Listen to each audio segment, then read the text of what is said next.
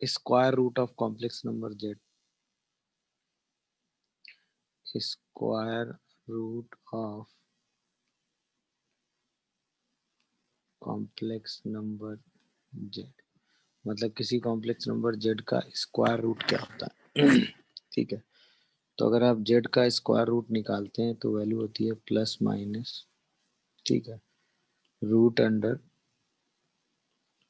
Mod z, ठीक है, plus real part of Z by two plus I times of root under mod Z minus real part of Z by two. ये तब होता है जब imaginary part of Z कैसा हो, positive.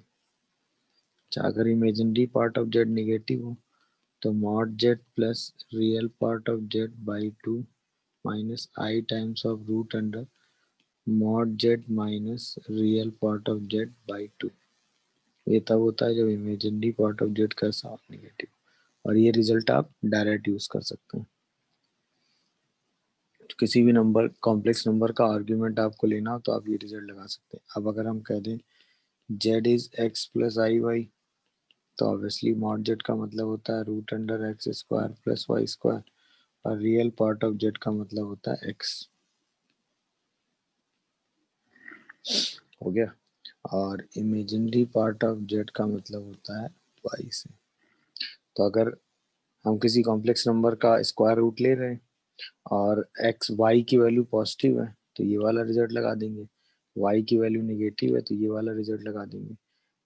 Mod of z का मतलब हो गया root under x square plus Y square, real part of z का मतलब हो गया एक्स। यही वैल्यू रख के सीधा सॉल्व कर देंगे। अब ये सब आया कहाँ से, उसके बारे में अगर मैं थोड़ा सा आपको ब्रीफली बता दूं, तो जैसे मैं रूट जेड मुझे चाहिए, मान लेते हैं root z a plus I b है, तो ए और बी की वैल्यू निकाल लें। तो एक्स प्लस आई वाई का ही रूट चाहिए हमें, तो उसको हम ए प्लस आई बी का होल स्क्वायर बोल सकते हैं। मतलब उसको बोल सकते हैं A square minus B square minus two I A B. अब रियल रियल के बराबर होगा, तो A square minus two B square X हो गया, और इमेजिनरी इमेजिनरी के बराबर होगा तो ये हो गया। अब यहाँ से हमें ए और बी की वैल्यू निकालनी, तो अगर हम A square plus B square देखें तो वो क्या होगा, A square minus B square का होल स्क्वायर और plus four A square B square. तो ये रिजल्ट क्या आ जाएगा, X square plus Y square. तो ये आ गया A square plus B square, ठीक है ना। इसी को हम लिख सकते हैं mod by X square plus Y square, आ रहा है ना,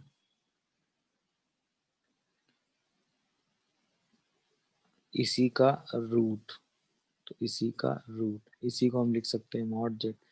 अच्छा, ए स्क्वायर माइनस बी स्क्वायर क्या दिया हुआ, एक्स, एक्स मतलब रियल पार्ट ऑफ जेड। अब अगर हम दोनों को ऐड कर दें तो टू ए स्क्वायर की वैल्यू क्या आ जाएगी, mod Z plus real part of Z. और अगर हम दोनों को सब्ट्रैक्ट कर देते तो टू बी स्क्वायर की वैल्यू क्या आ जाती, mod Z minus real part of Z. यहीं से अगर हम ए की वैल्यू देखते तो क्या आती, plus minus root under mod Z plus real part of Z by two. और अगर हम यहीं से बी की वैल्यू देखते तो क्या आती, plus minus root under mod Z minus real part of Z by two. बस यही चीज हमने यहाँ लिख रखी डायरेक्ट रिजल्ट में। क्लियर है। अब ये रिजल्ट वैसे आप क्वेश्चन में डायरेक्ट यूज कर सकते हैं। जैसे आपसे क्वेश्चन कहा गया Z is equal to root under four minus three I, आपको बताना किसी क्वेश्चन में मतलब इसका यूज हुआ है, तो ऑब्वियसली अब आपके सामने ये है, इसका इसी कॉम्प्लेक्स नंबर को आप जेड वन ले लो, तो four minus three I, mod Z one निकाल लो five, real part of Z one निकाल लो four, imaginary part of Z one जो है वो माइनस थ्री है जो कि निगेटिव है। तो इसका मतलब जेड का अगर आप रूट ले रहे हो तो वो क्या आएगा, plus minus root under mod Z plus real part of Z by two, चूंकि इमेजिनरी पार्ट नेगेटिव है, mod Z minus real part of Z by two with i. ये आंसर आ जाएगा। तो plus minus nine by two, तो three by root two और minus i by root two, यानी answer आ गया 3 minus i by root two with plus minus, ये root under of z. Clear है? जैसे कहीं पे पूछा गया है root i plus root over of, जैसे रूट आई बताओ, प्लस हटाओ, रूट आई बताओ, तो रूट आई अगर आपको निकालना है तो आप सीधे क्या करोगे भाई, मॉड जेड निकालोगे 1 आ गया, और रियल पार्ट ऑफ जेड निकालोगे 0 आ गया, इमेजिनरी पार्ट ऑफ जेड 1 आ रहा है जो कि पॉजिटिव दिया हुआ है, तो सीधा फॉर्मूला लगाओगे plus minus root under mod Z plus real part of Z by two plus I times of mod Z minus real part of Z by two, तो वो plus minus 1 plus I by root two आ जाएगा, that is root over of I. ये हुआ तरीका, समझ गए कि नहीं? तो कहीं भी स्क्वायर रूट आपको कैलकुलेट करना हो तो आप डायरेक्ट ये वाला रिजल्ट स्क्वायर रूट के लिए यूज कर सकते हैं, और आपको हर बार किसी भी कॉम्प्लेक्स नंबर का स्क्वायर रूट मिल जाएगा। ओके, चलिए। तो अब हम बात कर रहे थे लास्ट क्लास में ज्योमेट्री की, तो स्क्वायर लोकस की बात चल रही होगी या ज्योमेट्री की। अच्छा, लोकस ऑफ जेड पर बेस क्वेश्चन, जैसे मान लो कहीं दिया हुआ है, जैसे जेड को हम कहीं लिखेंगे तो एक्स प्लस आई वाई लिख देंगे, जेड बार कहीं लिखेंगे तो उसको एक्स माइनस आई वाई लिख देंगे, कहीं रियल पार्ट ऑफ जेड लिखेंगे उसको एक्स लिख देंगे, कहीं पे इमेजिनरी पार्ट ऑफ जेड लिखेंगे उसको वाई लिख देंगे, या इसी को हम लिख सकते हैं Z plus Z bar by to, या इसी को अगर हम देखें वाई में लिख सकते हैं तो Z minus Z bar by two I भी लिख सकते हैं। सही है। अब जैसे हमसे कहा गया find locus of imaginary part of Z minus two i upon z plus one equal to 3, इसका लोकस आपसे पूछा गया, तो जैसा क्वेश्चन में कहा गया वैसा ही कर दो। तो सीधे हम जेड को क्या लिख देंगे, एक्स प्लस आई वाई, तो ये बनेगा X plus I Y minus two I divided by x plus I Y plus one, तो इसी को अगर आप देखोगे तो x plus Y minus two into I upon x plus one plus I Y. इसी का हमें क्या चाहिए, इमेजिनरी पार्ट चाहिए, तो पहले इसको हम एक्स प्लस आई वाई के फॉर्म में लिखेंगे, तो एक्स प्लस वन माइनस आई वाई से हम ऊपर नीचे क्या कर लेंगे, मल्टीप्लाई। जैसे ही मल्टीप्लाई करोगे और इसका इमेजिनरी पार्ट निकालोगे, क्या चाहिए हमें इसका, इमेजिनरी पार्ट, क्या चाहिए हमें इसका, इमेजिनरी पार्ट। हम इसका इमेजिनरी पार्ट निकालेंगे, x into y plus x plus one into y minus two whole divided by x plus one square plus Y square, और ये किसके बराबर हमें दिया हुआ है, 3, इसी को 3 के बराबर कर दीजिएगा। समझ में आ रहा है? चलो 3 के बराबर कर दो, तो minus x y plus x y minus two x plus Y minus two equal to 3, x square plus Y square, sorry x square plus two x plus one, है ना, और प्लस 3 का वाई स्क्वायर, और यहाँ से x Y cancel होगा, सब एक तरफ ले आओ, तो 3x square plus 3y square, 6x और प्लस 2 8x, 3 और प्लस 2 5 इक्वल टू 0, तो यहाँ से आ गया x square plus Y square plus 8/3 5/3 equal to 0। ये लोकस आ गया, तो इसका मतलब लोकस ऑफ जेड क्या आ गया, एक सर्कल आ गया कि नहीं।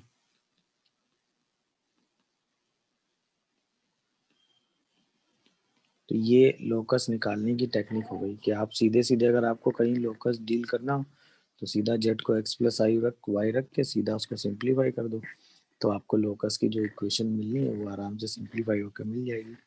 तो सीधा ये वाले सब्स्टिट्यूशन लगा दो और अपने लोकस को सिंप्लीफाई करके सीधा आंसर निकाल दो। वहां से आपको जो भी ज्योमेट्री वाइज इक्वेशन मिल जाए, जैसे इस केस में सर्किल की इक्वेशन मिल गई, तो आप कहेंगे इस इक्वेशन का लोकस क्या है, एक सर्कल है। अब इस सर्किल का सेंटर रेडियस जो आपको चाहिए वो आप आराम से सिंप्लीफाई करके निकाल सकते हैं। मेरी बात समझ में आई कि नहीं आई ये बताओ। चलिए, अब हमने सर्कल ही पढ़ा था, तो हम जरा अब सर्किल के बारे में ही थोड़ी सी बात कर लेते हैं। ठीक है, तो सर्किल में हमने कहा था कि mod Z is equal to R O, या mod of Z minus Z one equal to R हो। यहाँ पे क्या था, locus of Z is circle with centre 0 0 and radius R. इसमें क्या था, locus of Z is circle with centre z1 and radius r। ये दोनों में डिफरेंस था। सही है ना भाई, पहले वाले स्टेटमेंट और इसमें ये डिफरेंस था कि दोनों लोकस सर्कल थे। पहले का सेंटर ओरिजिन था क्योंकि z माइनस जीरो लिखा हुआ है, और दूसरे का सेंटर z1 था। ओके, अच्छा, अब ये सब बताने की जरूरत नहीं। जैसे mod Z is greater than r लिखा हो तो ऑब्वियसली आप इस सर्कल के बाहर का रीजन लेंगे, तो आप इस सर्कल के बाहर का रीजन लेंगे, not including side of the circle. हम इस सर्कल के बाहर के रीजन की बात कर रहे हैं क्योंकि हमें ऐसा मॉड जेड चाहिए जो आर से ग्रेटर है। कहीं पे लिखा हुआ है, अच्छा इसका जो सेंटर है वो ओरिजिन है, ठीक है, और रेडियस जो है वो आर है। कहीं लिखा हुआ mod Z is less than r, तो ऑब्वियसली अब आप इस सर्कल के इनसाइड का रीजन लेने लगेंगे।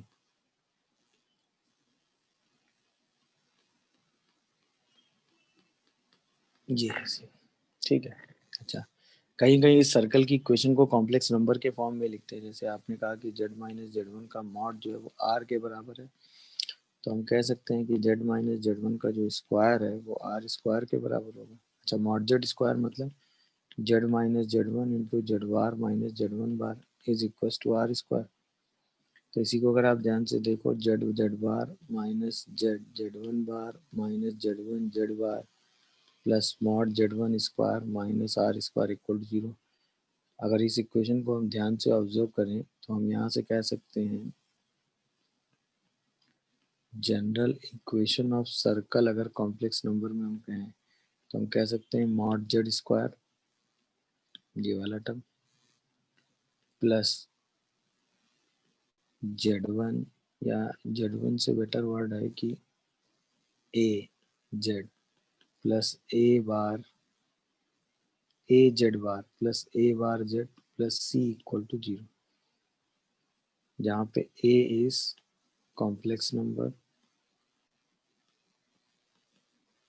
And C is real number. ये ध्यान रखिएगा। तो ये general equation of the circle हो गई। तो कोई भी सर्कल अगर इस फॉर्मेट में लिखा हुआ है तो वो general form of the circle है। सही है। अब ये सर्कल की इक्वेशन देखकर हम क्या कहेंगे कि mod Z square plus A bar Z plus A Z bar plus C equal to zero, ये एक सर्कल है जिसका सेंटर कितना है। इस इक्वेशन को देखकर ही सिर्फ, अगर आप इन दोनों इक्वेशंस को देखो और कंपेयर करो तो सेंटर जेड वन है कि नहीं। तो जेड बार का जो कोफिशिएंट है वही से उसी का माइनस टाइम सेंटर हो गया। तो जेड बार का कोफिशिएंट कितना है यहाँ पे, ए, तो सेंटर कितना हो गया इसका, माइनस ए। और रेडियस सिर्फ इस वाले रिजल्ट को देखकर, रेडियस होती है रूट अंडर मॉड ए स्क्वायर माइनस सी। तो अगर इतनी इंफॉर्मेशन दी है आपके सामने, कहीं भी इस तरह की क्वेश्चन आपके सामने आ गई तो आप कहेंगे ये सेंटर हो गया और ये रेडियस हो गई। सही है। Mod Z square plus A bar Z plus A Z bar plus C equal to zero है, तो उसका सेंटर हो गया माइनस ए। ये भी एक कॉम्प्लेक्स नंबर होगा ये, तो इसीलिए सेंटर वो कोऑर्डिनेट की फॉर्म में आ जाएगा। भाई ये कॉम्प्लेक्स नंबर आएगा ना, x1 प्लस आई वाई वन, तो x1 का वाई वन सेंटर हो जाएगा। मॉड ए मतलब उसका मॉडुलस, सी तो रियल होता ही है, उसका रूट ले लेंगे तो आपको उस सर्कल की रेडियस मिल जाएगी। बट आप जो सर्कल की इक्वेशन लिखेंगे वो इस फॉर्म में लिखेंगे। किस फॉर्म में, mod Z square plus A bar Z plus A Z bar plus C equal to zero. A is a complex number, c is a real number. तो इस फॉर्म में सर्कल लिखा है तो उसका मतलब ये हो जाता है। क्या है, सर्कल से लिखी सारी इंफॉर्मेशन आपको समझ में आई। सर्कल की जनरल इक्वेशन और इसको ऐसे ट्रीट करेंगे तो जहां आपको रिजल्ट मिलेगा वो आप आराम से रिजल्ट की बात करें।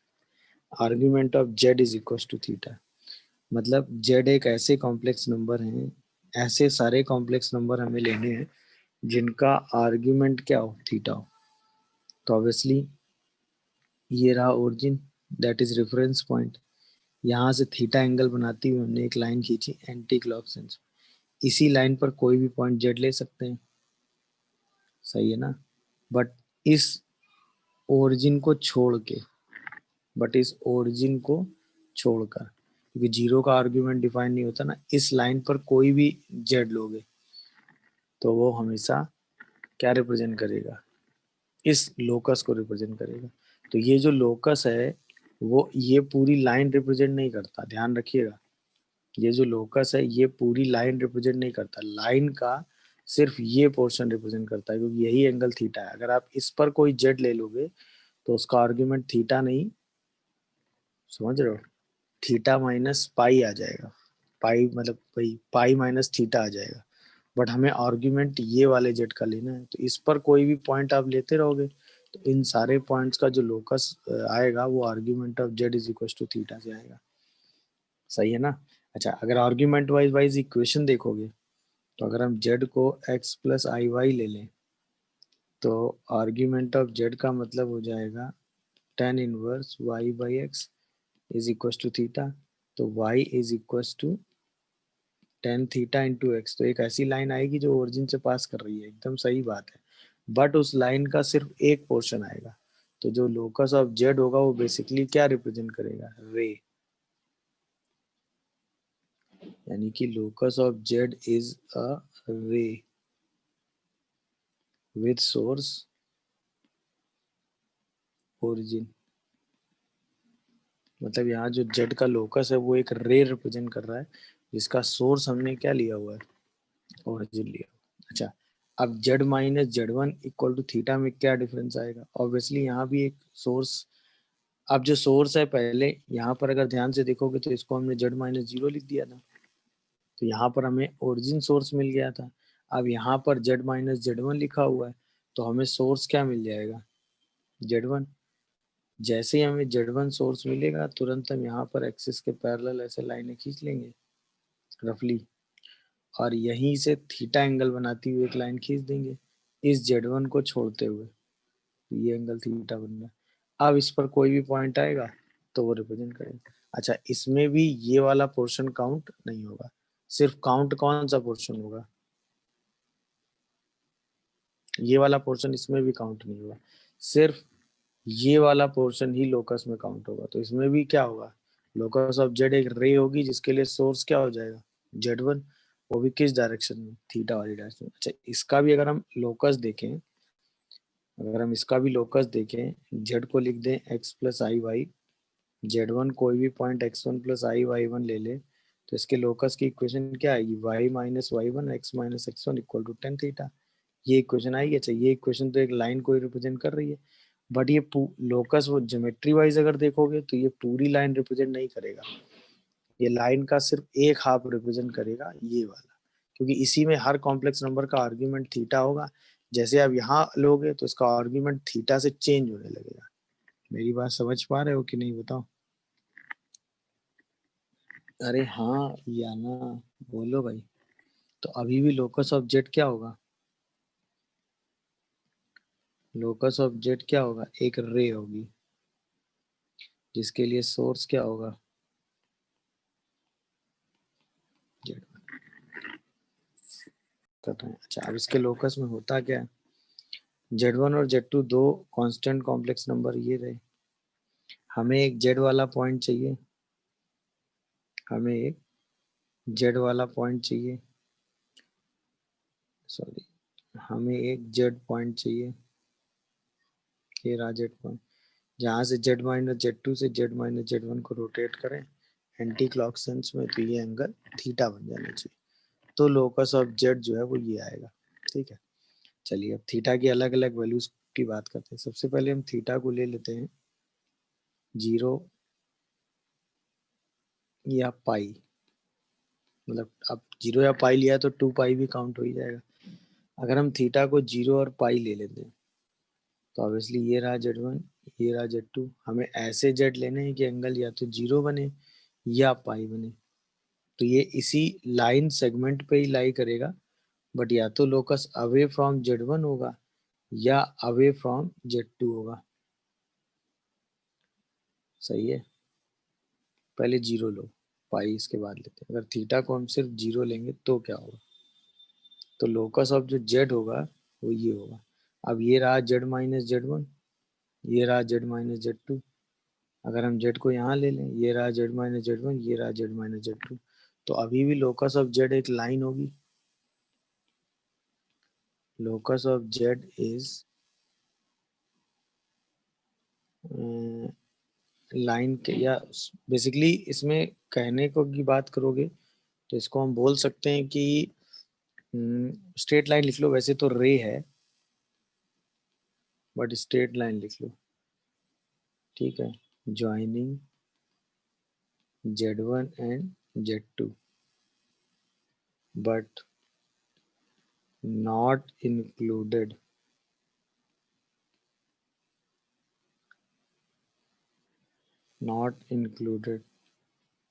the portion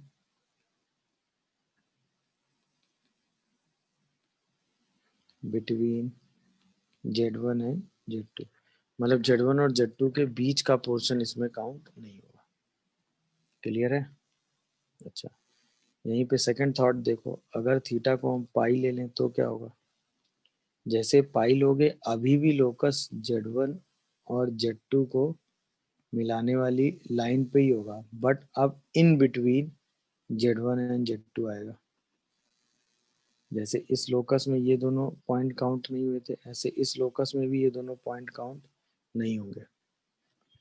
तो अब जो लोकस आएगा वो अभी भी स्ट्रेट लाइन आएगा। बेसिकली अब तो एक लाइन सेगमेंट आएगा जो कि Z1 और Z2 के बीच का कोई भी पॉइंट Z ले लो। जैसे हम इसके बीच में कोई भी पॉइंट Z ले लें, तो Z माइनस Z1 और Z माइनस Z2 के बीच का एंगल लोगे तो हमेशा पाई ही बनेगा ही। मेरी बात समझ पा रहे हो कि नहीं? तो अभी भी लोकस ऑफ Z क्या आएगा? लाइन सेगमेंट आएगा आपकी। वो भी किसको ज्वाइन करने के लिए? Z1 एंड Z2, जिसमें Z1 और Z2 इंक्लूड नहीं होंगे। ठीक है। अच्छा, इसके बाद अगर हम थीटा को प्लस माइनस पाई बाई 2 ले लें, तो ये रहा Z1, ये रहा Z2। तो अब जो लोकस ऑफ Z आएगा वो एक सर्कुलर आर्क को रिप्रेजेंट करेगा। मतलब सर्कुलर आर्क क्या, सेमी सर्कल को रिप्रेजेंट करेगा। कहने का मतलब ये, या तो ये या ये।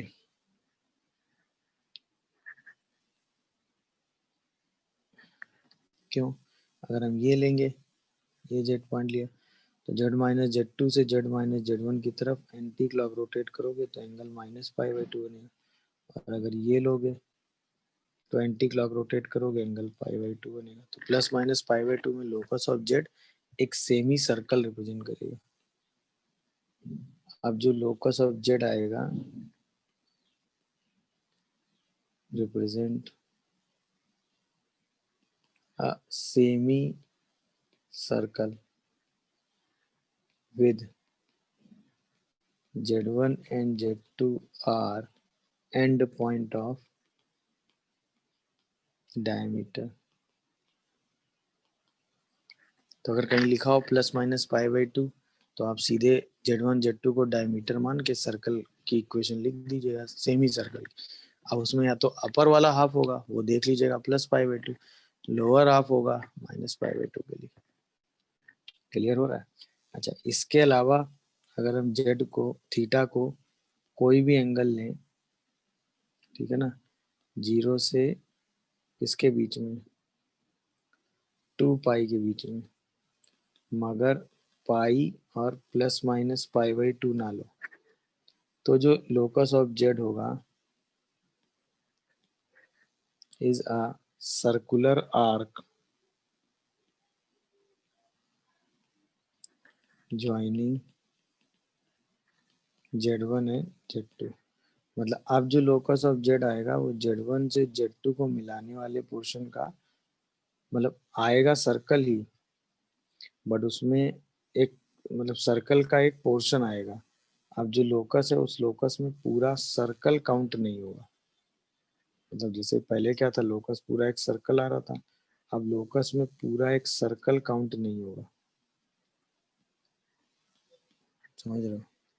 अब उस सर्कल में Z1 और Z2 को मिलाने वाली जो पोर्शन आएगा सिर्फ उतना काउंट होगा, Z1 और Z2 को छोड़कर। बाकी बचा हुआ पोर्शन उस लोकस में काउंट नहीं होगा।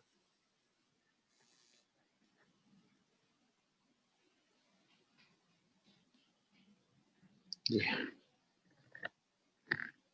तो लास्ट वाला केस जो है वही कई बार पूछा गया है। तो उसमें जो लोकस ऑफ जेड है वो एक सर्कुलर आर्क को रिप्रेजेंट करेगा। तो ये हो गया इस केस में लोकस। जैसे अब क्वेश्चन एक देखिए, ठीक है। क्वेश्चन पूछा गया है कि argument of Z minus 4i upon z plus 2 minus i is equal to pi by 4, find locus of z. तो जैसे आपने क्वेश्चन देखा, क्वेश्चन देखते ही ये तो आप आराम से बता देंगे कि लोकस ऑफ जेड क्या होगा, एक सर्कुलर आर्क होगी।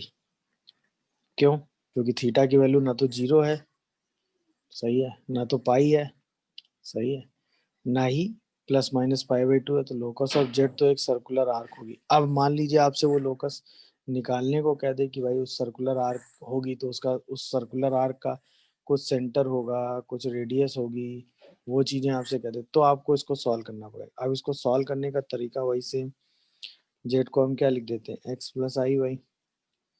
तो जैसे आप जेड को एक्स प्लस आई वाई लिखते हो तो x plus I Y minus 4i upon x plus I Y plus 2 minus i is equal to pi by 4 आ जाता है।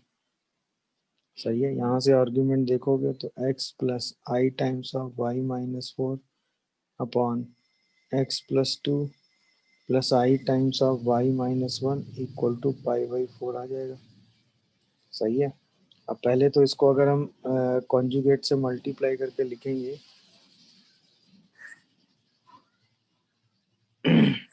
अगर हम इसको कॉन्जुगेट से मल्टीप्लाई करके लिखेंगे तो क्या लिखेंगे, x into x plus 2 minus y minus 4 into y minus 1 plus I times of x into y minus 1 plus x plus 2 into y minus 4 और whole divided by x plus 2 का whole square plus Y minus 1 का whole. इसी का argument pi by 4 दिया है। Argument का मतलब Y by x, तो इसका मतलब x into y minus 1 plus x plus 2 into y minus divided by x into x plus 2 minus y minus 4 into y minus 1 equal to 10 pi by 4। 10 pi by 4 तो 1 हो ही गया। अब इसी को solve कर दीजिए। तो x y minus x plus x y minus 4x plus 2y minus 8, 10 pi by 4 1 यानी एक्स स्क्वायर प्लस 2x और माइनस का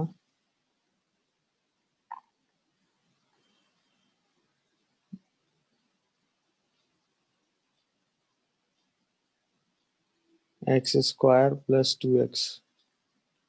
अच्छा, जब कॉन्जुगेट से मल्टीप्लाई करोगे तो यहाँ प्लस आएगा, क्योंकि ये y माइनस 1 यहाँ जाएगा ना, और x इंटू वाई माइनस 1 यहाँ माइनस आएगा, तो ये माइनस में आएगा, तो ये माइनस आएगा और ये प्लस आएगा, और यहाँ पर ये प्लस में आ जाएगा। हाँ, तो ये आ जाएगा Y square minus 5y plus 4।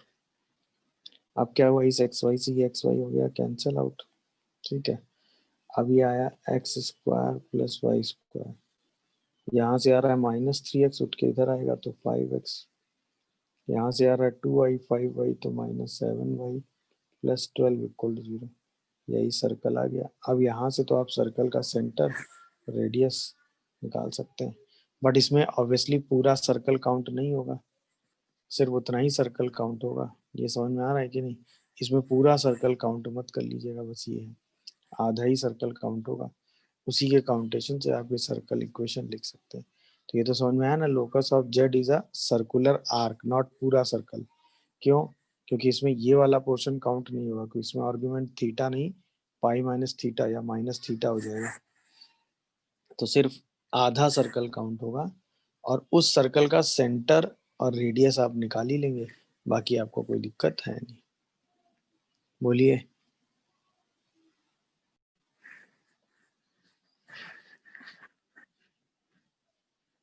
भाई क्वेश्चन यही तो है, argument of z minus z1 upon z minus z2 is equal to pi by 4। सही है ना? तो अब z को क्या लिखने वाले हैं, x प्लस आई वाई। तो अगर आप यहाँ से पूरी इक्वेशन लिखेंगे तो argument of x minus 10 plus I times of y minus 6 upon x minus 4 plus I times of y minus 6 equal to pi by 4 आएगा। इसका मतलब y बाई x, तो x minus 4 minus y minus 6, तो x minus 4 into y minus 6 minus x minus 10 to y minus 6 upon x, तो x minus 10 x minus 4 plus y minus 6 का whole square equals to 1। देखिए सारा calculation में direct कर रहा हूँ, ध्यान देते रहिएगा। X y minus 6x minus 4y plus 24 minus x y plus 6x plus 10y minus 60 is equal to x square minus 14x plus 40 plus y square minus 12y plus 36। X y खत्म, तो x square plus Y square, 6x भी खत्म, minus 14x minus 4y और ये तो plus का 6y बचा यहाँ से, है ना? और ये इधर आके माइनस का 18y हो गया। ठीक है, और 40 60 60 और ये 100 हो गया, और 100 के बाद इधर से बचा आपका 12 1 1 12 हो गया। अब अगर यहाँ से इसका सेंटर देखोगे तो 7,9 आएगा, और रेडियस देखोगे तो 49 प्लस 81 माइनस 112, तो ये आ जाती है √18 मतलब 3√2। तो यानी कि z माइनस 7 प्लस 9i का मॉड इज इक्वल टू 3√2। यही लोग का सारा देख लीजिए। क्या ये कैलकुलेशन आपको समझ में आया? तो अब ऐसे में क्या होगा, अगर हमें क्या काउंट करना है, हमें नंबर ऑफ सॉल्यूशंस काउंट करने हैं। तो यानी कि हमें नंबर ऑफ जेड काउंट करने हैं कि ऐसे कितने जेड हैं। अच्छा, अगर हम जेड को मान लें एक्स प्लस आई वाई, तो जितनी भी पॉसिबल वैल्यूज ऑफ एक्स और एक्स के करस्पॉन्ड वाई होंगी, जितनी भी possible value of x x से करस्पॉन्ड वाई होंगी, उतने ही नंबर ऑफ सॉल्यूशंस होंगे, क्योंकि उतने ही जितने एक्स के करस्पॉन्ड वाई होगा उतने ही जेड होंगे, तो जितने ही जेड होंगे वही नंबर ऑफ सॉल्यूशंस होंगे। तो ऐसी सिचुएशन में हम क्या करते हैं, जेड को एक्स प्लस आई वाई रख के एक्स और वाई की पॉसिबल वैल्यू निकाल लेते हैं। तो जैसे आप जेड को एक्स प्लस आई वाई रखेंगे तो पहली इक्वेशन है real part of Z square equal to 0। अच्छा, जेड स्क्वायर की अगर हम बात करें तो आता है X square minus Y square plus 2ix y। Real part मतलब X square minus Y square, तो x square minus Y square equal to 0। एक इक्वेशन तो यही आ गई। तो इसके बाद क्या रहा है कि mod Z is equal to a√2। Mod Z मतलब X square plus Y square का रूट, तो वो आ गया 2a स्क्वायर। अच्छा, X square minus Y square आ गया 0, दोनों को ऐड करोगे तो 2x स्क्वायर कितना आएगा 2a स्क्वायर, तो x की वैल्यू कितनी आ गई प्लस माइनस a, दोनों को सब्ट्रैक्ट कर दो तो y स्क्वायर, 2y स्क्वायर भी 2a स्क्वायर आ गया, मतलब y की वैल्यू भी प्लस माइनस a आ गई। तो इसका मतलब आंसर में क्या है, जब x को a लेंगे तो y a हो सकता है, जब x को -a लेंगे तो y a हो सकता है, जब x को a लेंगे तो y -a हो सकता है, जब x को -a लेंगे तो y -a हो सकता है। तो टोटल कितने सोल्यूशन आ गए? 4 सॉल्यूशंस। क्योंकि कितने एक्स वाई की डिफरेंट सेटअप पॉसिबल है? 4। तो नंबर ऑफ इक्वेशंस के कितने सॉल्यूशन हो गए? 4। समझ रहे हो? मतलब जेड आपको ये दिया हुआ है टी पैरामीटर पे डिपेंड करते हुए, और जेड जो है वो एक हाइपरबोला है आर्गन प्लेन में, ये हमें रिप्रेजेंट करना है। तो ऑब्वियसली आर्गन से इसको हम कार्टेशियन में ले जाएं, तो ऑब्वियसली जेड को हम क्या लिख दें? एक्स प्लस आई वाई। तो अगर हम जेड को एक्स प्लस आई वाई लिख देते हैं तो ये हो जाएगा 1 minus T,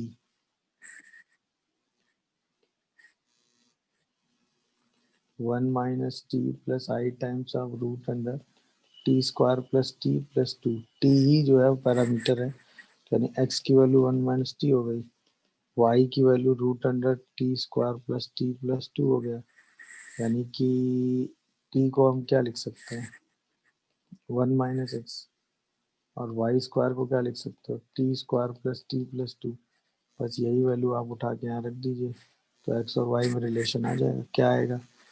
Y square equal to 1 minus X का whole square, 1 minus x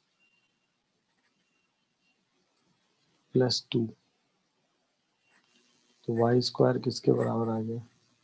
x square minus 2x plus 2 plus 1 minus x plus 2, यानी कि x square minus Y square minus का 3x प्लस का 5 इक्वल। अब ये इक्वेशन जो है hyperbola है, क्यों? क्योंकि h square minus a b जो है वो ग्रेटर देन 0 है। तो ये लोकस क्या हो गया? हाइपरबोला। समझ में आया कि नहीं? आपने क्या किया? इसी पैरामीटर टी को एलिमिनेट कर दिया और अपने लोकस को एक्स वाई के टर्म में निकाल लिया। जैसे ही आपका लोकस एक्स वाई के टर्म में आया, 2 डिग्री नॉन होमोजीनियस आ रहा है। अब ये क्या है? ये तो आराम से चेक हो जाएगा ना। अगर H square minus a be greater than 0 आ रहा है तो ये लोकस क्या रिप्रेजेंट करता है? हाइपरबोला को रिप्रेजेंट करता है। चलिए आइए, तो जेड की Z1 और Z2 से डिस्टेंस का रेशियो जो है वो कांस्टेंट है। तो इसमें 3 पॉसिबिलिटी है। पहली, अगर k 0 हो गया तो mod of z minus Z1 equal to 0 हो जाएगा। तो यहाँ से z is equal to Z1 आएगा, यानी कि हम कह सकते हैं locus of z is a point. और वो भी कौन सा पॉइंट? Same point Z1। अच्छा, दूसरी पॉसिबिलिटी जो है वो k इक्वल टू 1 हो जाए, यानी कि mod of z minus Z1 equal to mod of z minus Z2। अब हमने कहा कि Z1 ये रहा, Z2 ये रहा, दोनों को मिलाने वाली लाइन ये रही। ठीक है, अब हमें क्या चाहिए? ऐसा Z चाहिए जो Z1 और Z2 से इक्वी डिस्टेंस पे हो। तो अब जो लोकस ऑफ Z आएगा वो क्या आएगा? Z1 और Z2 को मिलाने वाली लाइन का परपेंडिकुलर बाइसेक्टर। क्योंकि इसी पर कोई भी पॉइंट आप Z लोगे तो Z1 और Z2 से इक्वी डिस्टेंस पे लाई करेगा। तो हम ये कह सकते हैं कि इस केस में लोकस ऑफ Z क्या आएगा? एक स्ट्रेट लाइन आएगी कि नहीं? और वो भी स्ट्रेट लाइन क्या होगी? परपेंडिकुलर बाइसेक्टर होगी।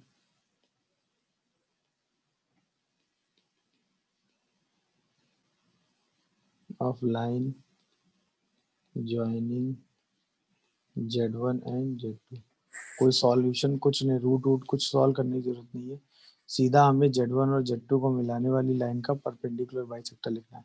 अब ये पॉइंट x1 y1 होगा, ये पॉइंट x2 y2 होगा, तो दोनों का परपेंडिकुलर बाइसेक्टर तो हम शॉर्ट फॉर्म में लिख ही सकते हैं। वही हमारे लिए Z वाले लोकस की इक्वेशन हो जाएगी हमेशा। तो अगर 0 है तो पॉइंट रिप्रेजेंट कर रहा है, 1 है तो सर्कल रिप्रेजेंट कर रहा है। तीसरा और आखिरी जो है वो ये है कि अगर k की वैल्यू कोई भी पॉजिटिव रियल नंबर हो गई 0 और 1 को छोड़ के, तो जो लोकस ऑफ Z आता है वो एक सर्कल आता है। लोकस ऑफ Z क्या आता है? सर्कल आता है। Not included Z1 and Z2, Z1 and Z2। अब जो है वो Z1 और Z2 को इंक्लूड नहीं कर रहा है, उसके अलावा हमेशा एक सर्कल को रिप्रेजेंट करता है। यानी कि अब जो लोकस ऑफ जेड आ रहा है वो क्या आ रहा है, एक सर्कल को रिप्रेजेंट कर रहा है। ऑब्वियसली उस सर्कल में Z1 और Z2 तो पॉइंट लाई करेंगे नहीं, ना तो Z1 लाई करेगा ना ही Z2। तो जो लोकस ऑफ जेड आएगा वो एक सर्कल को रिप्रेजेंट करेगा, ये रहा जेड। तो जो लोकस ऑफ जेड आ रहा है वो एक सर्कल को रिप्रेजेंट कर रहा है। अच्छा, उस सर्कल की खासियत क्या होती है कि उस सर्कल पे दो पॉइंट हम निकालते हैं, एक पॉइंट P1, एक पॉइंट P2। तो जो P1 एंड P2 होते हैं वो एंड पॉइंट ऑफ डायमीटर होते हैं, जहाँ पे कंडीशन क्या है, P1 and P2 are the end point of diameter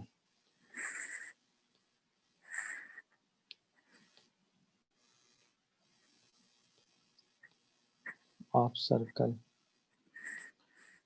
ठीक है, P1 और P2 क्या हुए, end point of diameter of the circle हुए, and P1 and P2 divides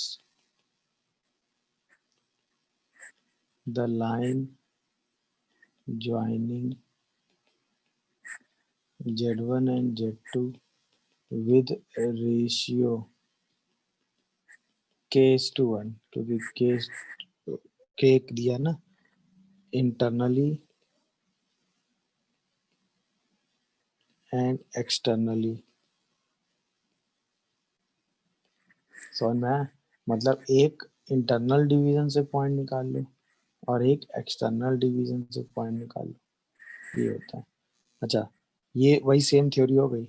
अगर Z1 और Z2 और एक पॉइंट Z है जो इसको m/n के रेशियो में इंटरनली डिवाइड करता है, तो जो Z पॉइंट होगा वो होगा mZ2 plus mZ1 by m plus n। और अगर यही Z1 है और यही Z2 है और फिर ये पॉइंट Z हुआ और ये इसको m/n के रेशियो में एक्सटर्नली डिवाइड कर रहा है आपकी, ये तो इंटरनली था, अब एक्सटर्नली डिवाइड कर रहा है, तो अब जो Z पॉइंट होता है वो होता है m/Z2 minus n/Z1 by m minus n।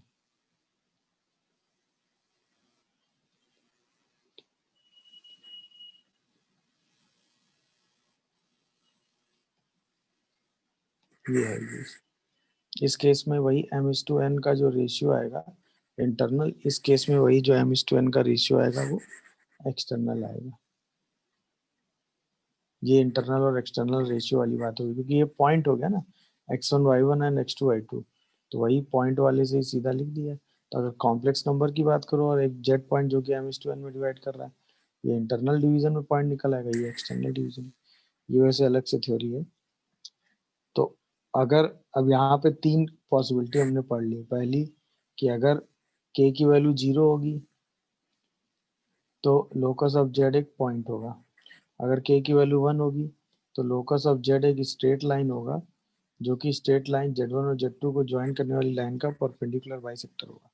अगर k की वैल्यू 0 और 1 को छोड़ के कोई भी पॉजिटिव नंबर रियल नंबर होगी तो लोकस ऑफ जेड एक सर्कल होगा, जिसके लिए P1 P2 and point of diameter होंगे। ठीक है। अच्छा, P1 और P2 हैं क्या, Z1 और Z2 को मिलाने वाली लाइन को K:1 के रेशियो में इंटरनली और एक्सटर्नली डिवाइड करते हैं। इन्हीं दोनों को ज्वाइन करके एक सर्कल खींच देंगे।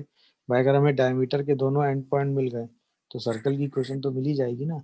अब हम ये रूट रूट वाला पूरा रिजल्ट सॉल्व करने से बच जाएंगे, सीधा P1 और P2 पॉइंट निकाल के सर्कल निकाल दिया करेंगे। इंटरनल डिवीजन मतलब वही m/n, तो m into Z2 n into Z1 by m plus n। और एक्सटर्नल डिवीजन मतलब m into Z1 n into sorry m into Z2 plus n into Z1 minus n into Z1 by m minus 1। तो ये वाली चीजें आ गई, इसी को simplify करके आप अपना लोकस लिख सकते हैं इस सारे केसेस में। मेरी बात समझ पा रहे हो कि नहीं बताओ, बोलिए। अब जैसे क्वेश्चन आपके सामने फ्रेम करके दिया गया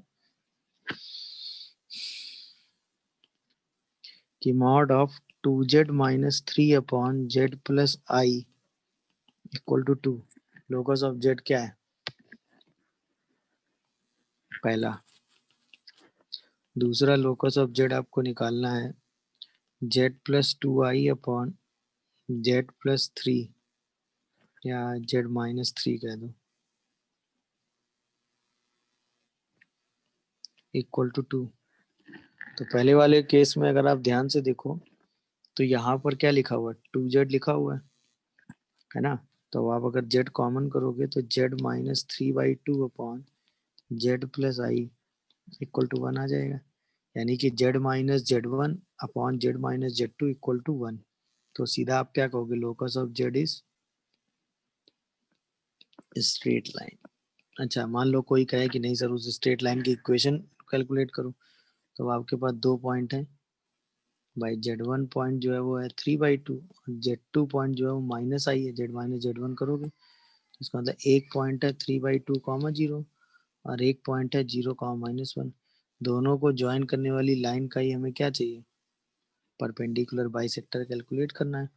तो बस इसी परपेंडिकुलर बाइसेक्टर की इक्वेशन निकाल दो। तो x into 3/2 minus 0 plus y into 0 minus -1 equal to 9/4 -1 divided by 2। इसी को सॉल्व कर दो तो 3x/2 plus y is equals to 5/8 8 2 4 12x plus 8y is equals to 10। देखो सही लिख रहा हूँ क्या? 8 क्या है? 16 होगा फिर।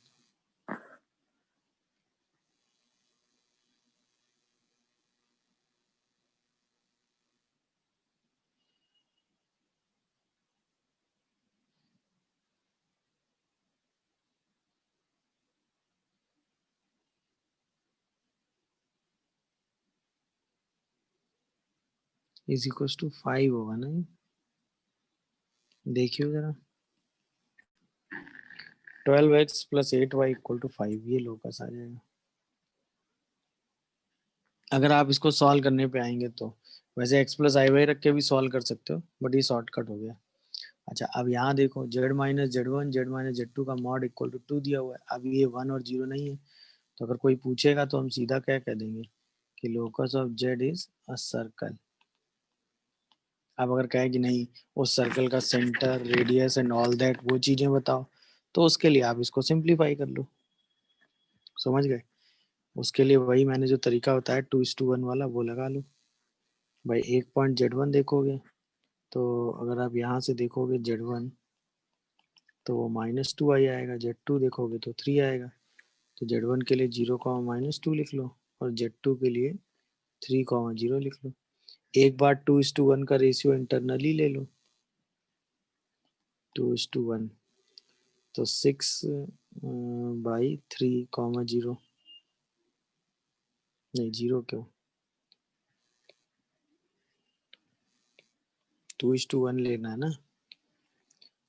तो 2 इंटू 6 1 इंटू 0 फिर 2 इंटू 0 और 1 इंटू -2 -2/3 और P2 पॉइंट ले लो 2:1 का एक्सटर्नली तो 6/3 नहीं 6/1 और फिर 2 इंटू 0 और -1 इंटू -2 तो 2/1। अब इसी को डायमीटर मान के पॉइंट लिख दो। तो ये वाला पॉइंट कितना आ गया 2, -2/3। ये वाला पॉइंट कितना आ गया 6, 2। तो सर्कल की इक्वेशन कितनी आ जाएगी x-2 x-6 y-2 y+2/3 equal to 0। इसी को सॉल्व कर दीजिएगा, सर्कल मिल जाएगा। पहला वाला एक सर्कल रिप्रेजेंट कर रहा है कि नहीं? जिस सर्किल का अगर आप सेंटर लिखोगे तो -1 + 2i और रेडियस √7 आएगी। मतलब सर्कल का सेंटर आएगा -1, 2, रेडियस आएगी √7। यानी इक्वेशन लिख सकते हैं x+1 का होल स्क्वायर y -2 का होल स्क्वायर इक्वल टू 7। इसी को सॉल्व करके इक्वेशन लिख दीजिए। बी वाला क्या रिप्रेजेंट करता है? बी में वही काम करो, जेड को एक्स प्लस आई वाई लिख दो, एक्स माइनस वन का whole square plus Y square, और एक्स माइनस वन का whole square plus Y square equal to 4 आ रहा है शायद, देखिए। यानी कि x square 2x square plus 2y square, 2x cancel हो गया, और यहाँ से आ गया होगा प्लस 2 इक्वल टू 4, यानी x square plus Y square plus 1 equal to 2, यानी x square plus Y square equal to 1। ये भी एक सर्कल को रिप्रेजेंट कर रहा है जिसका सेंटर 0 0 है और रेडियस जो है वो है 1।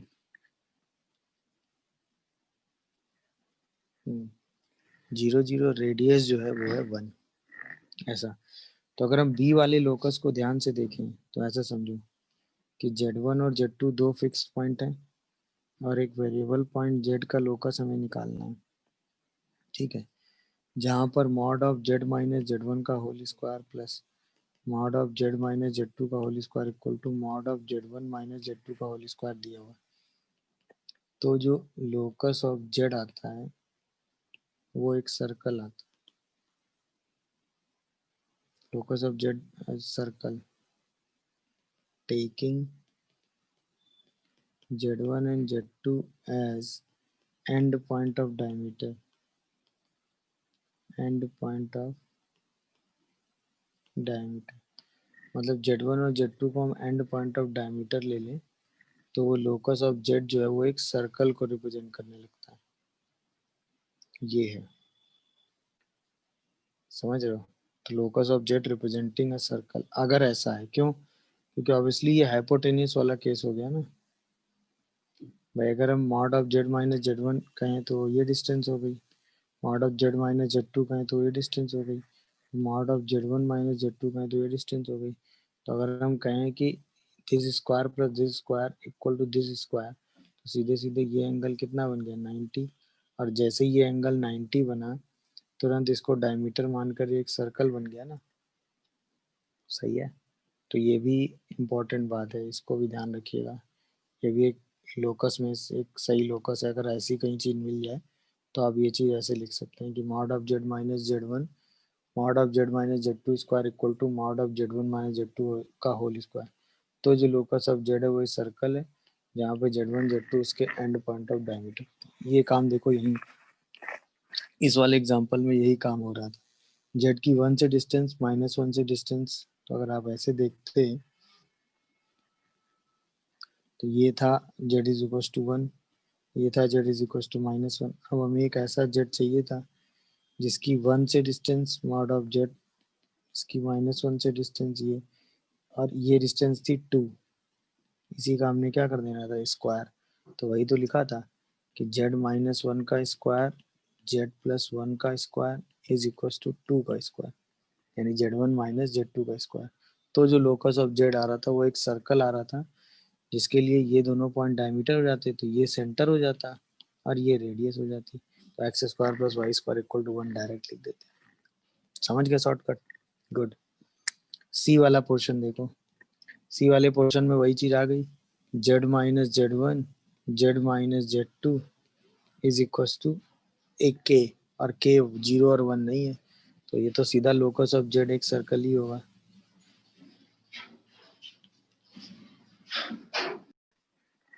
है ना। तो एक तो तरीका सिंपल है ये कि आप सीधा सॉल्व कर दो। तो x माइनस 3 का whole square plus Y square is equal to 9 times of x प्लस 3 का whole square plus Y square, और इसी को सॉल्व करके सर्कल की इक्वेशन निकाल दो। दूसरा तरीका वो 3:1 में पॉइंट निकाल दो। मेथड 2 क्या है कि एक पॉइंट 3 कॉमा 0 है, एक पॉइंट माइनस 3 कॉमा 0, तो एक पॉइंट P1 निकाल लो जो कि 3:1 के रेशियो में क्या हो, इंटरनली हो। तो P1 पॉइंट कितना आ जाएगा, -9 प्लस 3/4 कॉमा 0, और P2 पॉइंट कितना आ जाएगा, -9 माइनस 3/2 कॉमा 0।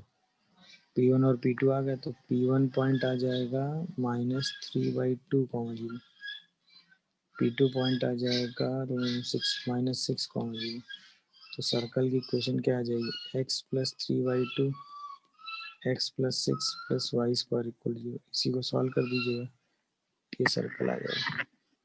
क्योंकि P1 और P2 दो पॉइंट निकाल लो जो कि इसको इंटरनल और एक्सटर्नल डिवाइड करते हैं, फिर इन्हीं को डायमीटर मानकर एक सर्कल की इक्वेशन लिख दो। ये तरीका था दूसरा। एक इंटरनल डिवीजन लिख दो, ये इंटरनली डिवीजन हो गया, ये एक्सटर्नली डिवीजन हो गया विथ सेम रेशियो 3:1 ए और बी को, तो इंटरनल डिवीजन कर दिया, ठीक है। तो और ये एक्सटर्नल डिवीजन कर दिया, सिंप्लीफाई कर दिया। ये P1 P2 दोनों डायमीटर के एंड हो गए, दोनों को ज्वाइन करके सर्कल।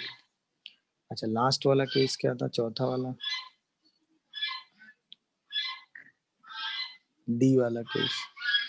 ये तो मॉड ऑफ Z1 - Z2 क्या दिया हुआ है,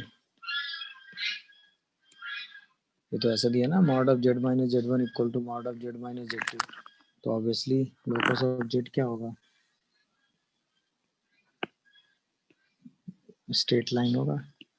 और वो भी कैसी स्ट्रेट लाइन, परपेंडिकुलर बाइसेक्टर, वो भी किसको, 3,0 और Z2 पॉइंट अगर आप देखो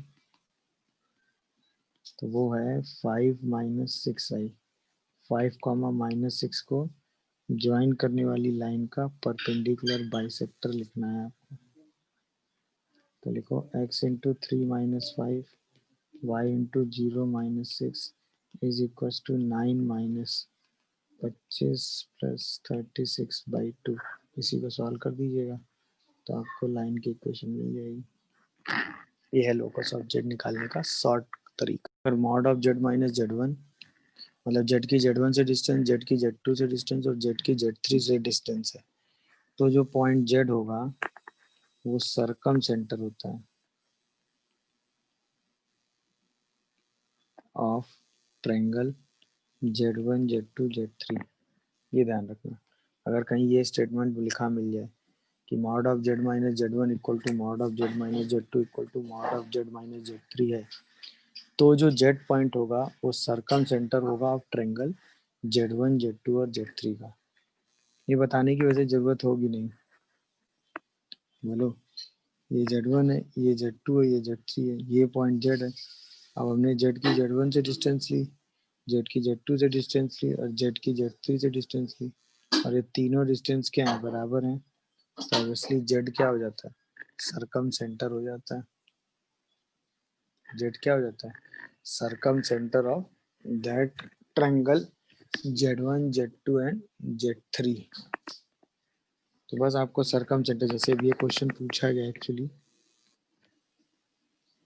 क्वेश्चन था कि इफ मॉड ऑफ Z+1 या mod of Z - I equal to mod of Z - 1 is equal to mod Z, ठीक है, देन फाइंड Z। ये था क्वेश्चन। अब अगर आप ध्यान से देखो तो Z की -I मतलब ये वाली डिस्टेंस, Z की ये वाली डिस्टेंस और ये वाली डिस्टेंस हो गई ओरिजिन। ऐसा Z चाहिए जो इन तीनों से इक्वी डिस्टेंस पे हो, इस पॉइंट और इस पॉइंट और इस पॉइंट। अब ये राइट एंगल ट्रायंगल है, इसका मतलब हाइपोटेनस का जो मिड पॉइंट होगा वही Z होगा, तो Z पॉइंट क्या होगा, 1/2, 1/2। तो अगर इसी Z को हम देखें तो क्या लिख सकते हैं, 1 + I/2। ये वो Z होगा जो इस इक्वेशन को सेटिस्फाई करेगा। बाकी हमें कुछ करना ही नहीं है, क्योंकि Z की I से डिस्टेंस, Z की 1 से, Z की I से डिस्टेंस, Z की 1 से डिस्टेंस और Z की 0 से डिस्टेंस सेम होनी चाहिए। तो I, 1 और 0 को ट्रायंगल मानते हुए उस ट्रायंगल का जो सरकम सेंटर होगा वही हमें निकालना था। मेरी बात समझ पा रहे हो कि नहीं बताओ। तो सीधे सीधे आप इसको आर्गन प्लेन पर रिप्रेजेंट कराएंगे, वहां से आप Z निकाल लेंगे। पूरा पढ़ लेते हैं। जैसे अगर हम ये कहें कि Z - Z1 + mod of Z - Z2 equal to K। अब हम ये लोकस पढ़ने जा रहे हैं, मतलब locus of Z for given Z1 and Z2। मतलब हम लोकस ऑफ Z पढ़ रहे हैं जिसमें Z1 और Z2 गिवन है। तो पहला केस k की वैल्यू जो है वो mod of Z1 minus Z2 से लेस है, तो ऐसा लोकस पॉसिबल ही नहीं है। इसमें दूसरा, अगर k की value mod of Z1 minus Z2 से बड़ी है तो जो लोकस ऑफ Z होगा वो एक इलिप्स होगा।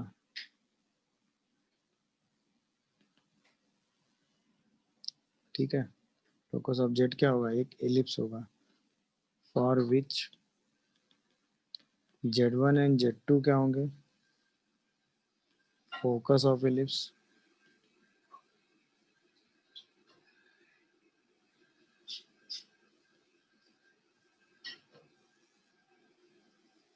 एंड उसकी इसेंट्रिसिटी होगी mod of Z1 minus Z2 by k।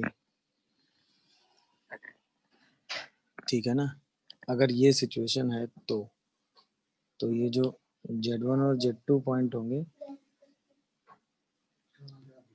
ये दोनों पॉइंट, और ये Z होगा, सही ना, वो 2a के बराबर होता है। Z minus Z1 Z minus Z2 equal to 2a, और 2a और ये mod of Z1 minus Z2 2a ही बाई 2a ये आ जाएगा।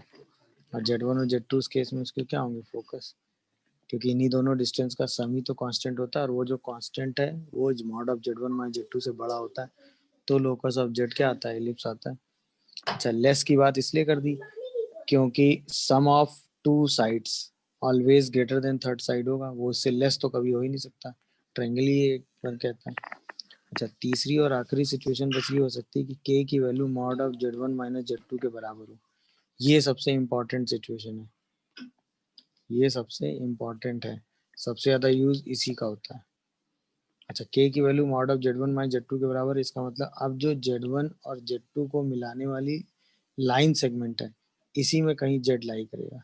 सोच के देखो, ये हो गया Z माइनस Z1, ये हो गया Z माइनस Z2, दोनों का सम mod of Z1 minus Z2, इससे बाहर नहीं जा सकते हैं। समझ गए। तो अब जो लोकस ऑफ Z होगा वो एक लाइन सेगमेंट होगा, वो भी किसको ज्वाइन करेगा, Z1 एंड Z2 को।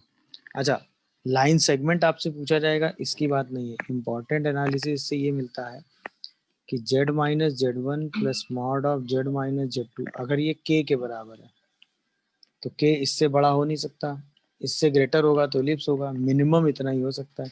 तो इसका मतलब अगर मैं बोलूं कि इसकी मिनिमम वैल्यू, किसकी,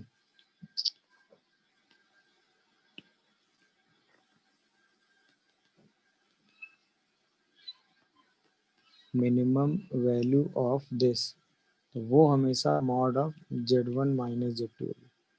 ये इंपॉर्टेंट एनालिसिस है, इस पर बेस क्वेश्चन एक दो बार जरूर पूछे गए हैं कि भाई अगर आपको इसकी मिनिमम वैल्यू निकालनी हो mod of Z minus Z1 Z2, तो वो हमेशा mod of Z1 minus Z2 होती है। जैसे क्वेश्चन आया हुआ है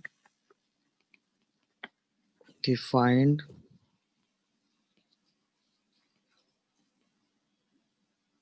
minimum value for mod of Z minus 3 plus mod of Z plus 2i, इसकी मिनिमम वैल्यू चाहिए। तो आप सिंपल काम क्या करेंगे, mod of Z minus Z1 plus mod of Z minus Z2 लिखेंगे। अब ये हमारे लिए हो गया Z1, ये हमारे लिए Z2 हो गया, तो इसकी मिनिमम वैल्यू क्या होगी, mod of Z1 minus Z2। Answer is √13। तो इसकी मिनिमम वैल्यू क्या आएगी, √13 के बराबर आएगी। क्या है, मेरी बात समझ पा रहे हो कि नहीं। तो इम्पोर्टेंट यही एनालिसिस है कि इसकी जो मिनिमम वैल्यू होती है वो mod of Z1 minus Z2 के बराबर होती है।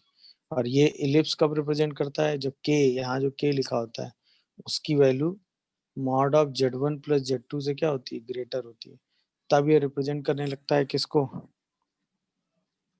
बोलिए, इलिप्स को। क्या यहाँ तक बोलिए बात समझ में आ रही है सबको, बताओ भाई। क्या यहाँ तक बोली गई बात सबको समझ में आ रही है भाई, बताइए। किसी को कोई कंफ्यूजन या डाउट आ रहा हो तो बोलो। देखिए, अगर मैं इस लोकस को ध्यान से देखूं तो इसमें मुझसे कहा गया है कि mod of Z minus two minus i less than two, मतलब इसमें मुझे वो जेड लेने हैं जो टू माइनस आई, मतलब टू कॉमा माइनस वन, या टू माइनस आई उसका सेंटर, या two comma minus one centre है, रेडियस है उसकी टू, इसके अंदर सारे पॉइंट हैं इंक्लूडिंग सरकमफ्रेंस, तो इसमें सब जेड आ रहे हैं। सही है, ये बात सबको समझ में आ रही है कि नहीं बताओ? इसके अंदर सारे पॉइंट जो हैं वो जेड है।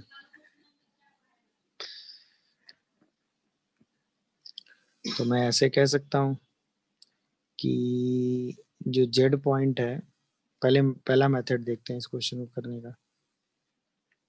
जो जेड पॉइंट है वो एक सर्कल में लाई कर रहा है, जेड पॉइंट है जो एक सर्कल के अंदर लाई कर रहा है, जिसकी इक्वेशन है एक्स माइनस टू का whole square y plus one का होल स्क्वायर और is equal to r square, मतलब 4। इस सर्कल के अंदर इनसाइड में जेड वन लाई कर रहा है। ओके, अच्छा, मॉड ऑफ जेड का मतलब हो गया जेड की डिस्टेंस ओरिजिन से, मतलब हमें जेड जो लेना है वो इस सर्किल के अंदर कहीं भी कोई भी पॉइंट जेड ले सकते हैं इंक्लूडिंग सरकमफ्रेंस। अच्छा, दूसरा पॉइंट ओरिजिन है, उन्हीं दोनों की मिनिमम और मैक्सिमम डिस्टेंस हमें डिस्कस करनी है। ये तो पहले तो हमें देखना पड़ेगा ना कि जो ओरिजिन पॉइंट है वो सर्किल के अंदर है तो अलग डिस्टेंस आएगी मिनिमम मैक्सिमम। अगर ओरिजिन पॉइंट सर्किल के अंदर है तो मिनिमम और मैक्सिमम डिस्टेंस अलग आएगी, सर्किल के बाहर है तो मिनिमम और मैक्सिमम डिस्टेंस अलग आएगी। तो पहले ये चेक करो कि ओरिजिन जीरो है कहाँ। तो ऑब्वियसली सर्किल के रेफरेंस में अगर हमें जीरो जीरो को चेक करना हो तो इसमें वही जीरो जीरो पॉइंट पुट कर दीजिए। जैसे ही पुट करोगे तो रिजल्ट क्या आ जाएगा, पॉजिटिव आ जाएगा कि नहीं? By two square plus one square minus four, ये तो रिजल्ट पॉजिटिव आ गया है। इसका मतलब जीरो जीरो जो पॉइंट है वो सर्किल के कहाँ है, बाहर है, तब ये डिस्टेंस मिनिमम हो गई। सही है ना? और ये डिस्टेंस मैक्सिमम हो गई, ये पी हो गया, सी हो गया। तो मिनिमम डिस्टेंस कितनी हो गई, लीस्ट वैल्यू।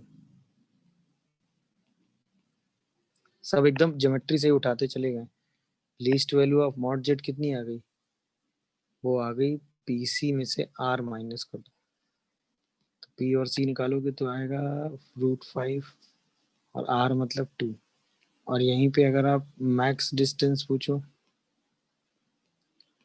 तो पीसी में आर ऐड कर दो तो वो √5 + 2 आ जाएगा। तो ये आपका आंसर आ गया।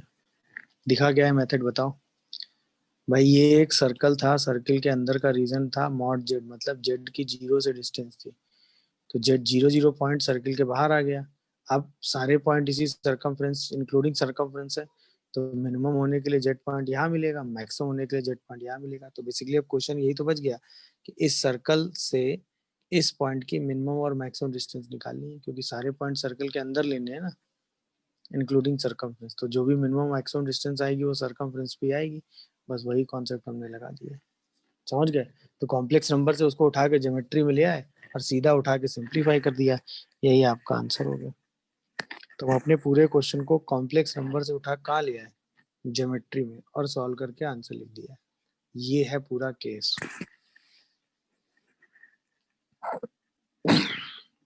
समझ में आया सबको कि नहीं बताओ? क्या करोगे बताओ? देखिए, ज्यादा कुछ नहीं करना था, हमें इसकी मैक्सिमम वैल्यू निकालनी थी। तो अगर हम थोड़ी देर के लिए यहाँ से आई कॉमन करते तो ये Z minus I Z naught आ जाता। अच्छा, इसको तो हम लिख सकते हैं mod I mod of Z minus I Z naught. Mod I one होता ही है, तो ये Z minus I Z naught बन गया। अच्छा, आई जेड नॉट का मतलब हो गया -3 + 5i। अब हमें ये एक नया पॉइंट ले लेना है, तो हमें अब जेड की आई जेड नॉट से मैक्सिमम डिस्टेंस निकालनी है। अच्छा, जेड पॉइंट है कहाँ भाई, जेड माइनस आई का मॉड जो है वो 2 से छोटा है, तो जेड पॉइंट तो एक सर्कल पे लाई कर रहा है, जिस सर्कल का सेंटर हमें कितना पता है 0,1 और रेडियस कितनी पता है 2। मतलब सर्कल है x² + y - 1 का होल स्क्वायर -4 = 0। तो पहले जरा चेक करो आई जेड नॉट, मान लो ये पॉइंट जेड वन है, Z1 पॉइंट सर्कल के अंदर है या बाहर, तो -3, 5 जरा रख दो, तो 9 प्लस 16 -4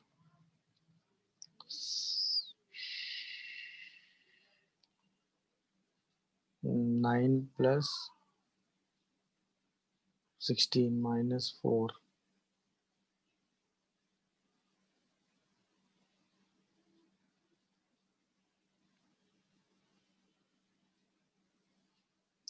y प्लस 1 का होल स्क्वायर आएगा, तो 9 प्लस 36 हो जाएगा। तो ये वैल्यू तो पॉजिटिव आ रही है, इसका मतलब पॉइंट आउटसाइड ही लाई कर रहा है। तो मान लो पॉइंट आउटसाइड कहीं आ गया, -3,5, तो मैक्स डिस्टेंस ये वाली आएगी, ये और ये डिस्टेंस, क्योंकि इसके अंदर सारे पॉइंट होंगे, तो मैक्स के लिए पॉइंट यहाँ लाई करेगा। तो वही हो गई, ये P मान लो, ये C मान लो, तो मैक्स डिस्टेंस क्या होगी, max value, maximum value Z minus I Z naught is equal to PC plus R। PC distance कितनी हो गई, √9 प्लस 36 माइनस +4,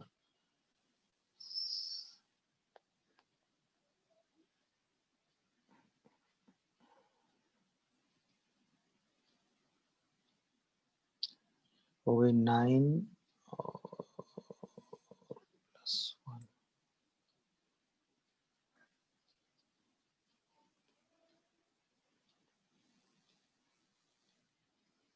एक सेकेंड, ये माइनस ही तो आएगा, और ये 16 ही आ रहा है। PC डिस्टेंस कितनी हो गई, 9 प्लस 16 का रूट, और R कितना हो गया, 2, 5 प्लस 2 इज 7। हाँ तो ना, max distance is 7, PC plus R।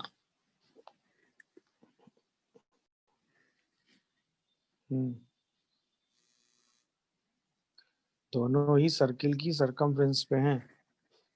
तो अगर मैं Z1 की बात करूं,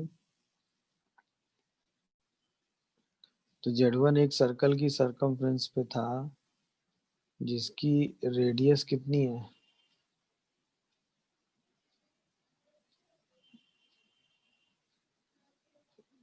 12।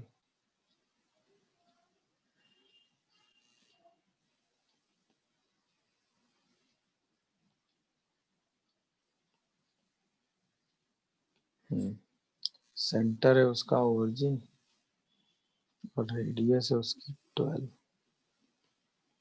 ये है सर्कल की सरकम। अच्छा, Z2 जो है वो है 3,4, रेडियस 5 है, तो ये ओरिजिन से ही पास कर रहा है, क्योंकि 3,4 की ओरिजिन से डिस्टेंस 5 है। तो ये दूसरा सर्कल हो गया,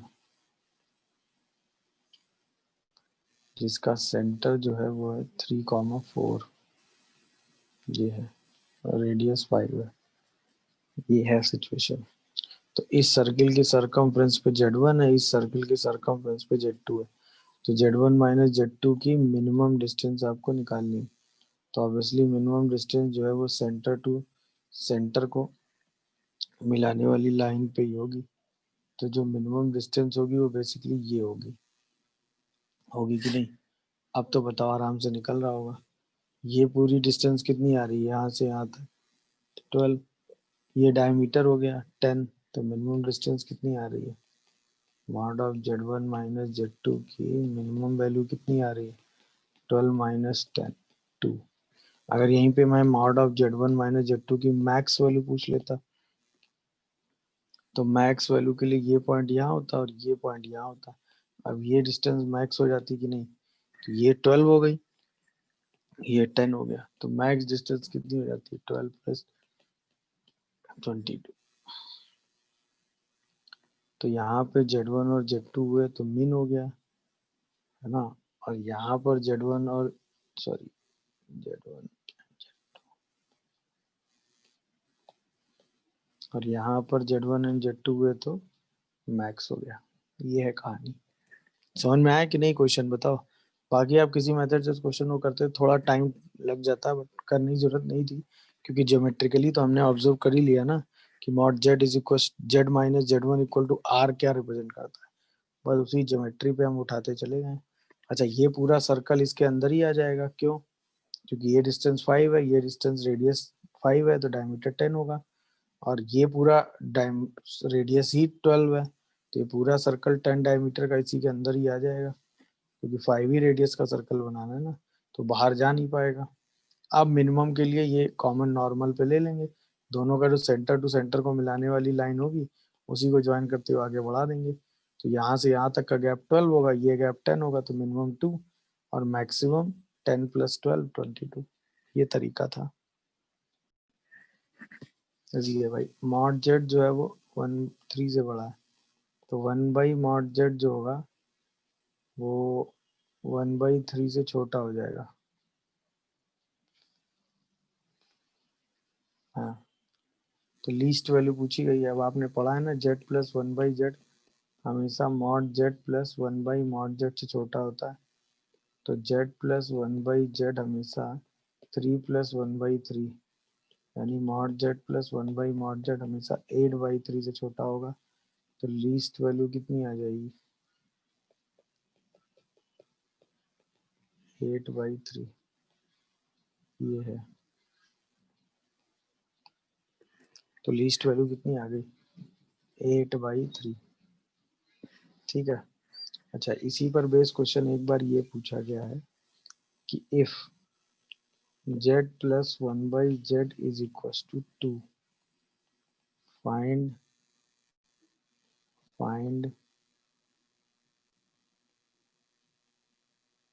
greatest value of mod z। ये क्वेश्चन भी अच्छा है कि z प्लस 1/z जो है वो 2 के बराबर है, तो greatest value of mod z बतानी है। अब देखिए इसको कैसे करते हैं।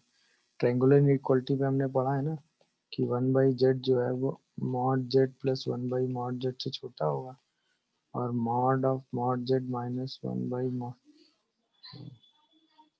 ये है। तो इसका मतलब दो केस आएंगे इसमें। पहला, mod z plus 1/mod z greater than 2 आएगा, तो इसका मतलब mod z square minus 2 mod z plus 1 greater than 0 आएगा। देखो जरा, मॉड z स्क्वायर वहाँ, तो इसका मतलब मॉड ऑफ z माइनस 1 का होल स्क्वायर ग्रेटर देन 0 आएगा। तो यहाँ से z कोई भी रियल नंबर हो सकता है, पहली चीज खत्म। ऑब्वियसली पॉजिटिव होगा, निगेटिव नहीं, लेकिन कोई भी रियल नंबर हो सकता है। अच्छा, आप सेकंड वाले हाफ में आओ कि mod of mod z minus 1/mod z ये less than r equal to 2 होगा। इसका मतलब mod z minus 1/mod z -2 से 2 के बीच में होगा, तो इसका मतलब -2 mod z square minus 1 2 mod z होगा। अगर हम ये वाला हाफ लें तो आएगा mod z square plus 2 mod z -1 positive होगा, और अगर हम ये वाला हाफ लें तो mod z square minus 2 mod z -1 negative होगा।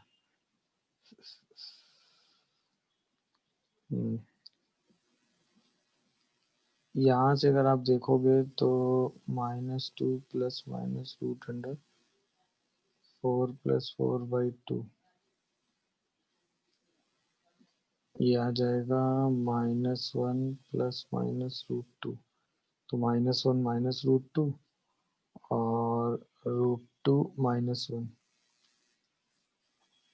तो जो मॉड z है, ठीक है, वो लाई करेगा √2 - 1 से इनफाइनाइट, क्योंकि निगेटिव हो नहीं सकता। अच्छा, जब इसको सॉल्व करोगे तो यहाँ से रूट क्या आएगा? 2 plus minus root under 4 plus 4/2, तो 1 प्लस माइनस रूट 2, तो 1 माइनस रूट 2, यानी मॉड z जो है वो लाई करेगा 0 से लेके √2 प्लस 1 के बीच में, क्योंकि मॉड z ऑलवेज पॉजिटिव ही होगा ना। अब आपके पास एक ये आ गया सोल्यूशन, एक ये सोल्यूशन आ गया, एक ये आ गया, तीनों का अगर हम इंटरसेक्शन लें तो वी से दैट ये जो मॉड z है ये कहाँ से कहाँ लाई करेगा, ये लाई करेगा √2 - 1 से √2 + 1 के बीच में। तो इसकी ग्रेटेस्ट वैल्यू क्या आएगी, वैल्यू ऑफ मॉड जेड, वो आएगी √2 + 1 के बराबर। ये है इसमें कहानी, समझ पा रहे हो कि नहीं? तो इसमें हमने लगाया क्या, ट्रायंगुलर इनइक्वालिटी, 2 दिया था, ट्रायंगुलर इनइक्वालिटी के हिसाब से Z1 Z2 मान लिए, तो Z1 + Z2 का mod Z1 plus mod Z2 से छोटा होगा और मॉड ऑफ Z1 - Z2 के मॉड से बड़ा होगा। बस वहीं पे हमने इसमें ट्रायंगुलर इनइक्वालिटी लगा के सेम एनालिसिस करते चले गए, तो लास्ट में हमें अपना आंसर मिल जाना है। तो अब इसमें क्या करोगे, सेम लॉजिक है, Z को x + iy ले लो, तो Z बार कितना हो जाएगा, x - iy, सही है ना? तो Z bar is equal to i x + iy का होल स्क्वायर, आई मीन इस Z को भी लिखी दो, x - iy। तो अब जब इसको ओपन करोगे तो आएगा x² - y² + 2ixy, i multiply कर दोगे तो x² - y² - 2xy, i तो हट गया, x - iy। अब रियल के बराबर कर दो तो x is equal to x² - y² और इमेजिनरी के बराबर कर दो, यानी y is equal to 2xy। यही दोनों इक्वेशन सॉल्व करके जितने पॉसिबल x और y के सेट आ जाएंगे उतने ही number of complex number solution हो जाएंगे, सही है ना? अच्छा, एक क्वेश्चन में बात मेंशन है कि नॉन जीरो आपको बताने, मतलब जेड एक्स और वाई दोनों एक साथ जीरो नहीं हो सकते। अच्छा, यहाँ से देखो, जब y कॉमन करोगे तो अंदर बचेगा 2x - 1 = 0, यानी यहाँ से दो पॉसिबिलिटी, या तो y जीरो हो जाए या 2x = 1 हो जाए।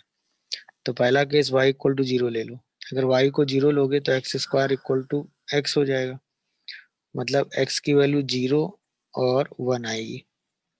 ओके, दूसरा अगर x को हाफ ले लो, सॉरी, अगर आप x को हाफ ले लो तो 1/2 = 1/4 - y² आएगा।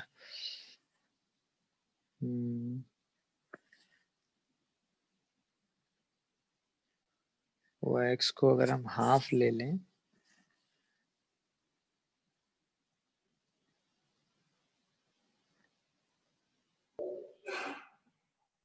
हाफ रख दो उठा के, तो half minus 1/4 is equal to -y। अच्छा, अब -y² की वैल्यू कितनी आएगी, 1/4, तो यहाँ से तो y पॉसिबल है ही नहीं, दिख रहा है कि नहीं? मैंने इक्वेशन गलत बना दी, मतलब रियल को रियल से कंपेयर करेंगे तो x is equal to -2xy आएगा और -y is equal to x² - y², ये दो इक्वेशन आएंगी ना। अब सही है, तो x कॉमन करोगे तो 1 + 2y 0 आएगा, तो x की वैल्यू 0 और y की वैल्यू -हाफ होगी। तो अगर हम x को 0 ले लें तो -y = -y² आएगा, तो y की वैल्यू 0 और 1 आएगी। और अगर हम y को -हाफ ले लें तो half is equal to x² - 1/4। अब x² की वैल्यू 3/4 आएगी, तो x की वैल्यू ±√3/2 आएगी।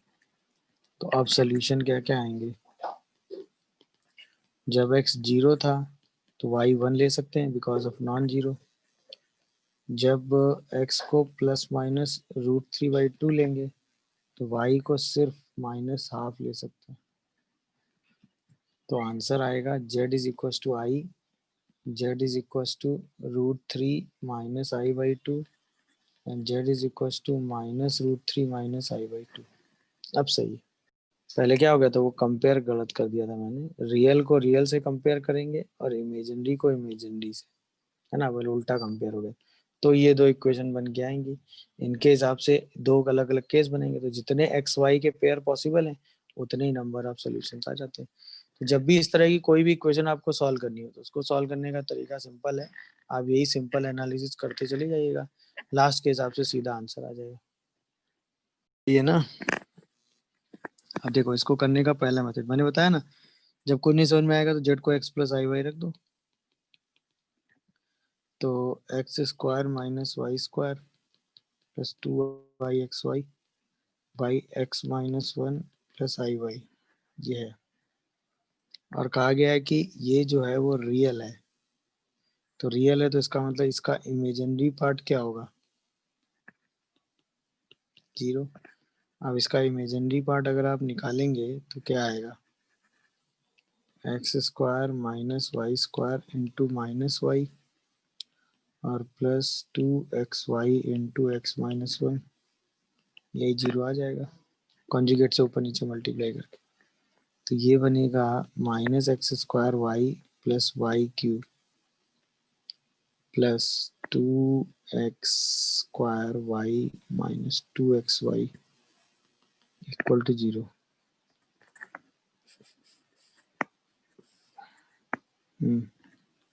अब ये क्या आ रहा है बताओ, x square y plus y cube minus 2xy equal to 0, पूरे से y common, x square plus Y square minus 2x equal to 0।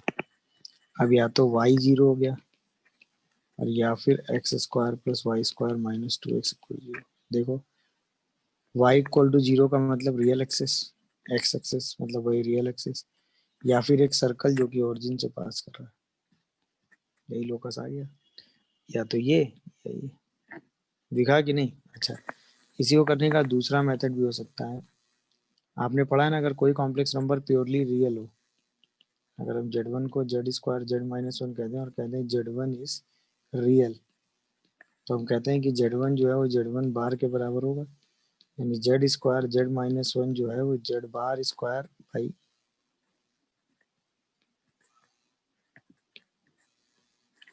Z bar minus 1 के बराबर होगा, यानी z square z bar minus 1 जो है वो z bar square z minus 1 के बराबर होगा, z square z bar minus z square is equal to Z bar square z minus Z bar square होगा। इसका मतलब z square z bar minus Z bar square z plus Z bar square minus z square 0 होगा। यहाँ से Z Z bar common करोगे तो बचेगा Z minus Z बार, यहाँ से लिख सकते हैं जेड प्लस जेड बार और Z bar minus Z equal to 0। पूरे से Z minus Z bar common कर लो, अंदर क्या बचेगा, mod Z square minus Z bar equal to 0। अब या तो Z is equal to Z bar होगा,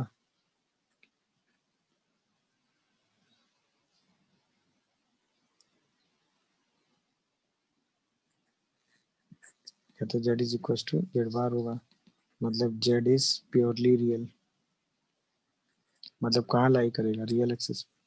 या फिर mod Z square minus Z bar 0 होगा, मतलब जेड रिप्रेजेंट अ सर्कल